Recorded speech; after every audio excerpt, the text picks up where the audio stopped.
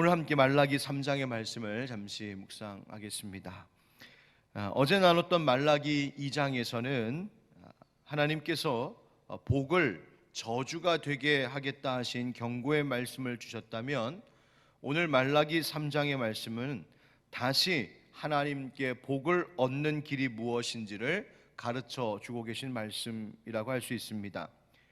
왜 하나님께서 택함받은 백성들에게 그 주셨던 복이 오히려 저주가 되는 일이 일어났을까요? 왜 하나님이 그렇게 무서운 말씀을 하셨을까요? 그것은 그들이 하나님의 법을 어기고 하나님 앞에서 거짓되고 가증한 일을 행했었기 때문이었습니다.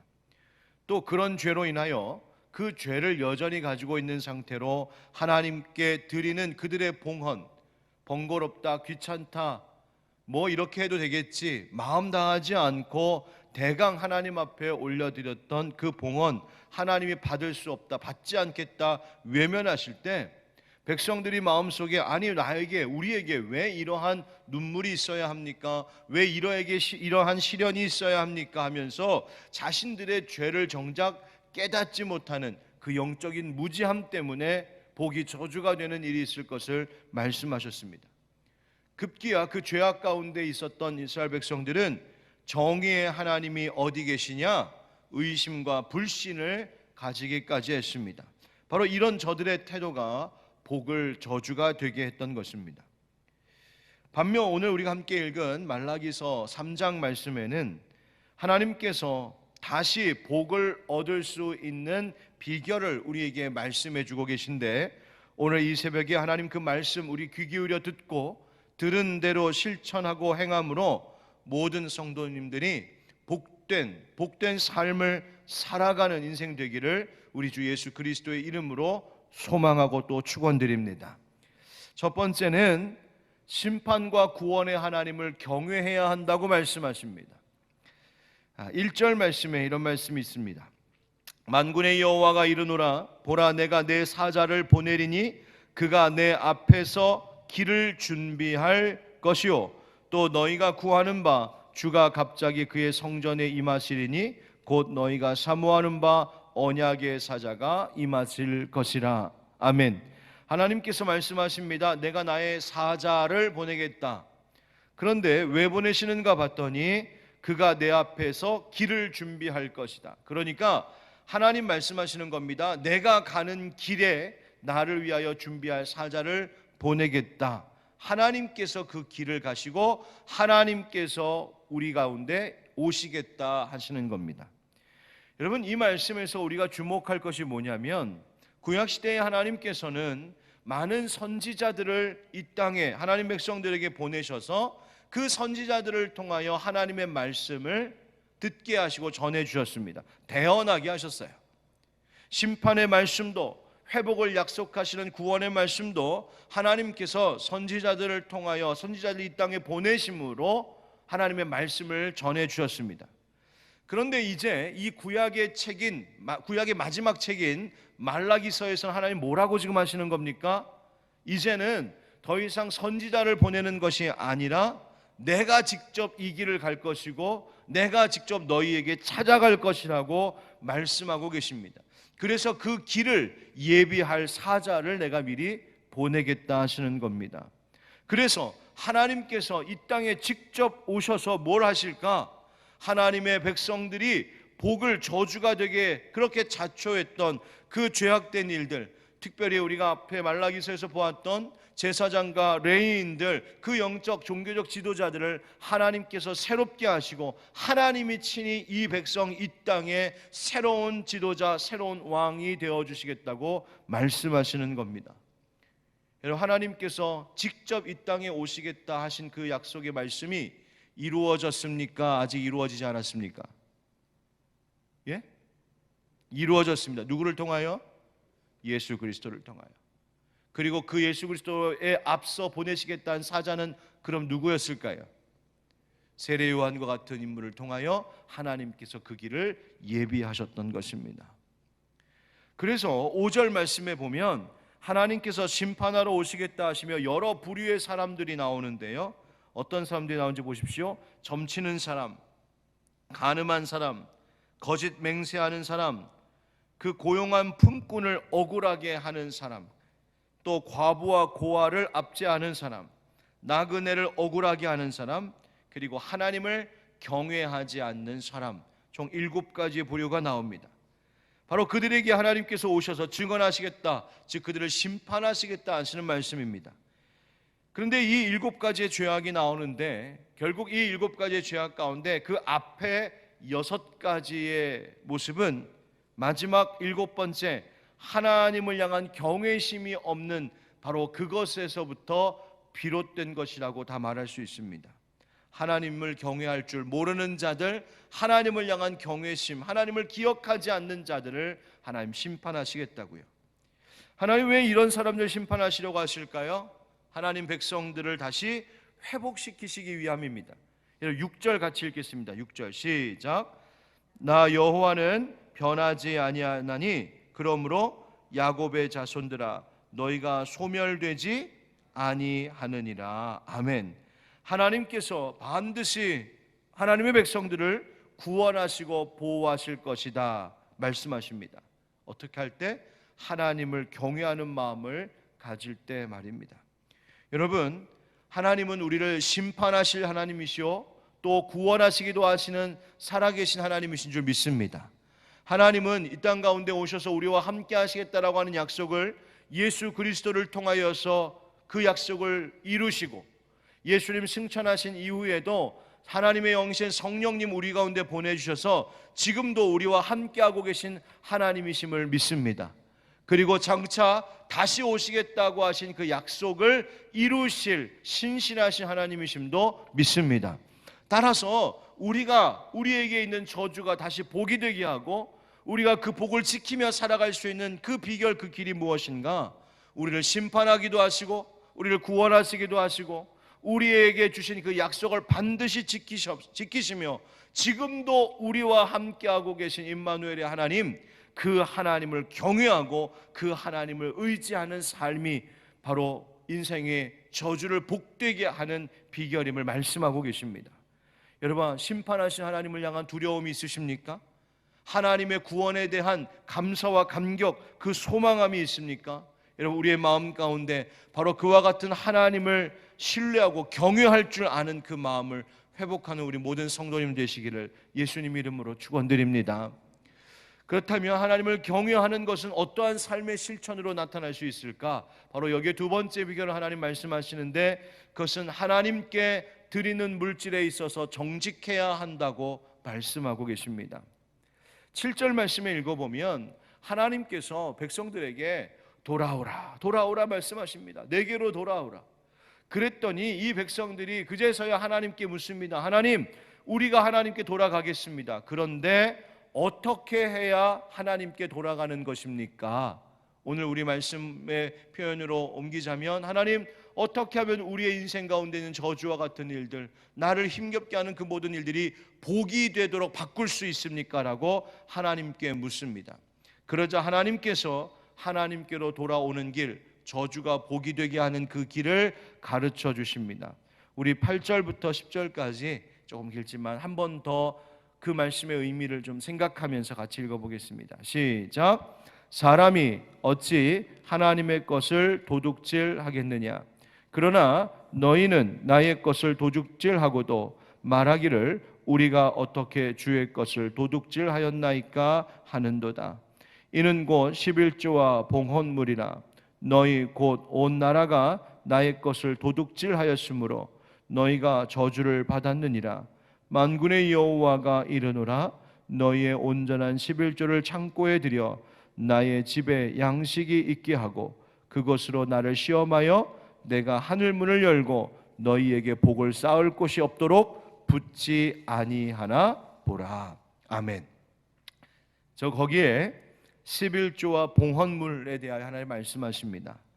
하나님께 드리는 이 예물, 하나님께 11조 드리고 봉헌하는 것에 대하여 너희가 정직해야 하며 정성을 다해 드리는 그 길이 하나님께 돌아오는 길이라고 구체적으로 말씀해 주고 계십니다.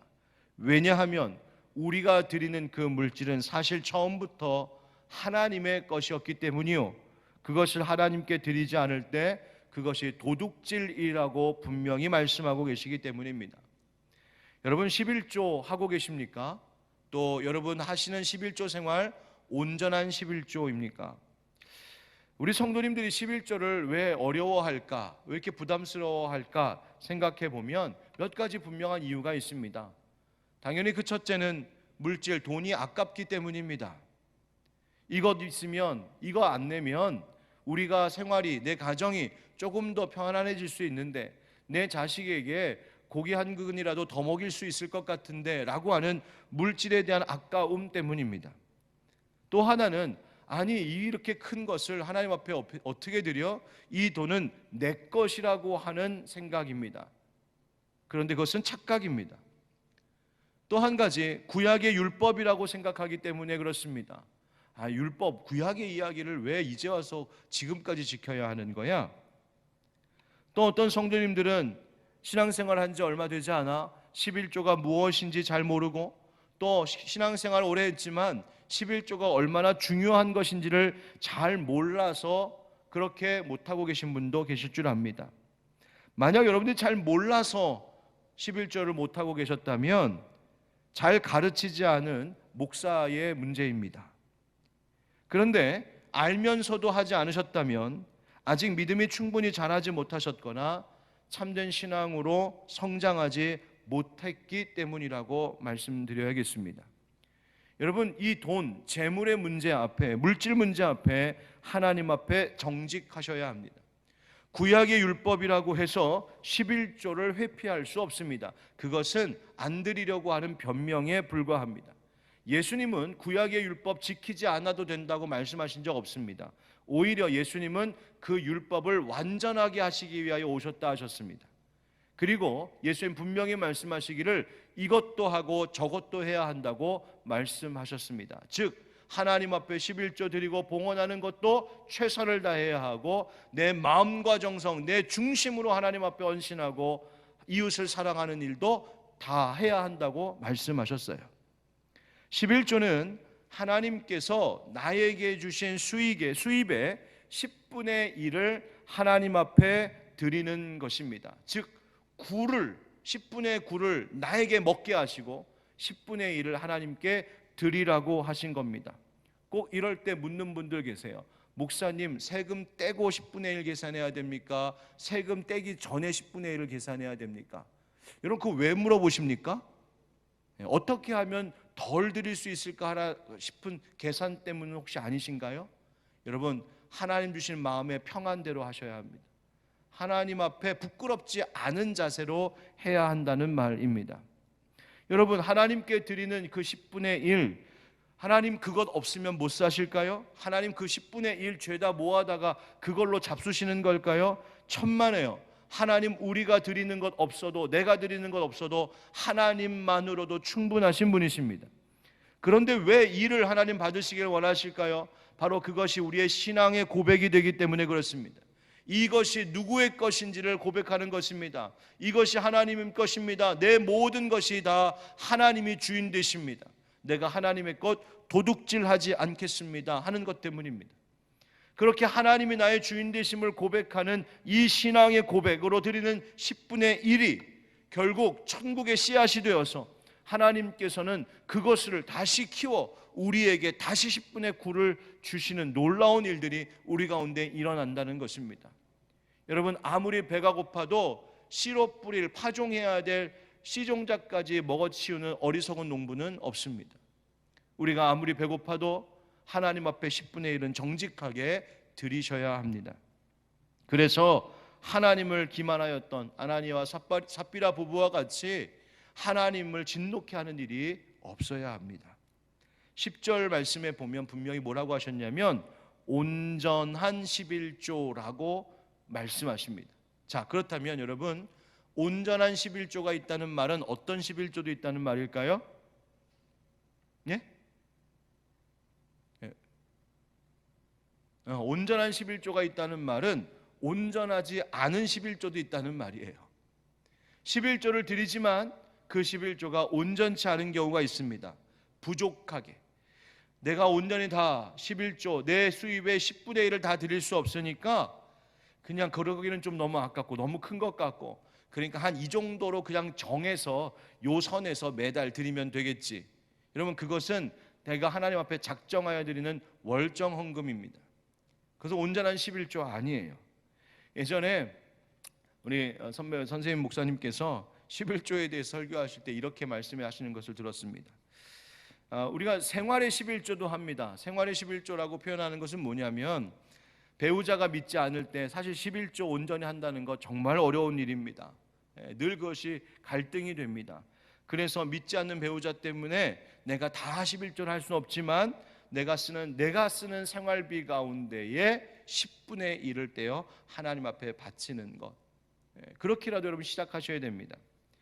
부족한 11조도 있습니다. 부족한 11조 할 때 우리 가운데에 하나님께서 우리에게 이루시는 일에 있어서도 늘 모자람, 허덕임을 느끼게 된다고 하셨어요. 온전한 11조는 족한 은혜, 내게 필요한 대로 채워주시는 은혜 있다고 하셨습니다. 넘치는 11조도 있어요. 넘치는 11조는 뭘까요? 10분의 1이 아니라 10분의 2, 10분의 3을 하나님께 드리는 분들도 계십니다. 하나님께 11조, 내게 정해진 11조 이상으로 10분의 1을 드리면 하나님 우리에게 은혜도 어떻게 해주실까요? 넘치도록 부어주실 줄 믿습니다.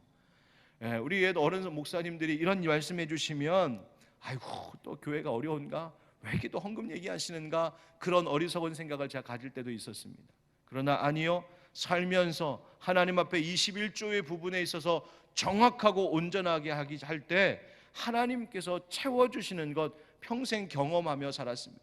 제가 다른 건 못하고 다른 건 많이 부족해도 하나님 앞에 이 11조 부분만큼은 하나님 속이지 말아야지, 하나님 앞에 온전하게, 아니 넘치도록 해야지 작정하고 행하며 살려고 합니다. 여러분도 온전한 신앙이 온전한 11조로부터 시작된다는 사실을 잊지 마시고 드림에 인색함이 없는 성도님들 되시길 축복합니다. 온전한 복, 온전한 11조에서 옵니다. 기쁨으로 온전한 11조 드릴 때 하나님께 받는 충만한 복 누리시기를 예수 그리스도의 이름으로 축원드립니다. 레위기 27장 30절에 그리고 그 땅의 10분의 1, 곧 그 땅의 곡식이라 나무의 열매는 그 10분의 1은 여호와의 것이니 여호와의 성물이라 하셨습니다. 하나님의 것 도둑질하는 어리석은 자 되지 말아야 됩니다. 하나님께 이 귀한 예물 온전히 바칠 때 뭐라고 하셨습니까? 너희의 온전한 11조를 창고에 들여 나의 집에 양식이 있게 하고 그것으로 나를 시험하여, 하나님을 시험해 보라고 하십니다. 내가 하늘 문을 열고 너희에게 복을 쌓을 것이 없도록 붙지 아니하나 보라. 아멘. 여러분, 11조는 축복의 길을 여는, 축복의 창고를 여는 열쇠와 같다는 사실을 잊지 마시기 바랍니다. 16절 말씀에 하나님 이렇게도 말씀하십니다. 그때 여호와를 경외하는 자들이 피차의 말함에 여호와께서 그것을 분명히 들으시고 여호와를 경외하는 자와 그 이름을 존중히 여기는 자를 위하여 여호와 앞에 있는 기념책에 기록하셨느니라. 아멘. 하나님 앞에 온전히 드림으로 그 하나님을 향한 경외함을 잃지 않는 자들, 하나님께서 그 책에 기록해 두시고 그 이름 위에, 그 가정 위에, 그 일터 위에 하나님의 복을 넘치도록 부으시겠다고 약속하십니다. 이 어려운 때, 코로나 시대에 경제적으로 참으로 어려운 시대를 보내고 또 그것을 벌기 위하여 온갖 수고를 아끼지 않는 우리 귀한 성도님들, 오히려 이 어려울 때이기에 하나님 앞에 온전해짐으로 하나님이 넘치도록 부어주시는 그 복된 은혜 누리시는 우리 하늘빛 광성교회 모든 가족들 되기를 주 예수 그리스도의 이름으로 축원드립니다. 아멘.